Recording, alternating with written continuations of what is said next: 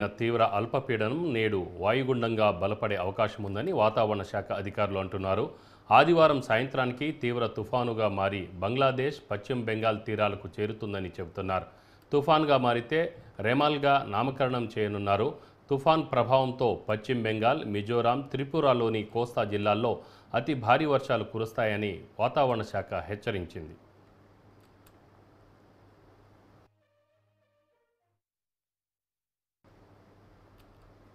పశ్చిమ, మధ్య, దక్షిణ బంగాళాఖాతంలో ఏర్పడిన అల్పపీడనం కారణంగా మరిన్ని ప్రాంతాలకు నైరుతి రుతుపవనాలు విస్తరిస్తున్నాయి.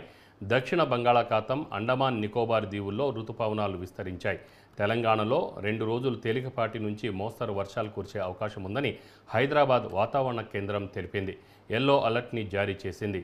ఉరుములు మెరుపులతో పాటు గంటకు 30 నుంచి 40 కిలోమీటర్ల వేగంతో ఈదురుగాలు వీచే అవకాశాలున్నాయని పేర్కొంది.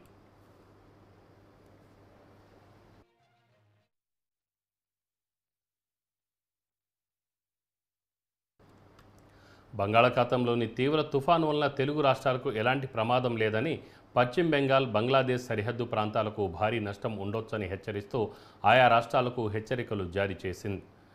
ఏపీపై తుఫాన్ ప్రభావం తక్కువగానే ఉంటుందని ఐఎండీ వెల్లడించింది. సముద్రం అల్లకల్లోలంగా మారుతున్నందున అప్రమత్తంగా ఉండాలని మత్స్యకారులకు అధికారులు సూచిస్తున్నారు. ఏపీలో 1-2 చోట్ల తేలికపాటి నుంచి మోస్తారు వర్షాలు కురిసే అవకాశం ఉందని చెబుతున్నారు.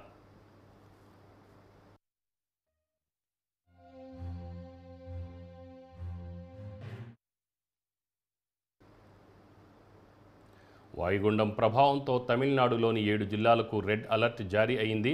సముద్రంలో చిక్కుకున్న వారిని కాపాడేందుకు ఫైబర్ బోట్లు, ఎస్డీఆర్ఎఫ్, ఎన్డీఆర్ఎఫ్ బృందాలు సిద్ధంగా ఉన్నాయి. ఈ నెల 24 వరకు తమిళనాడులోని పలు జిల్లాల్లో భారీ వర్షాలు పడనున్నాయి. లోతట్టు ప్రాంతాల్లోని ప్రజలు సురక్షిత ప్రదేశాలకు తరలి వెళ్లాలని హెచ్చరిస్తున్నారు.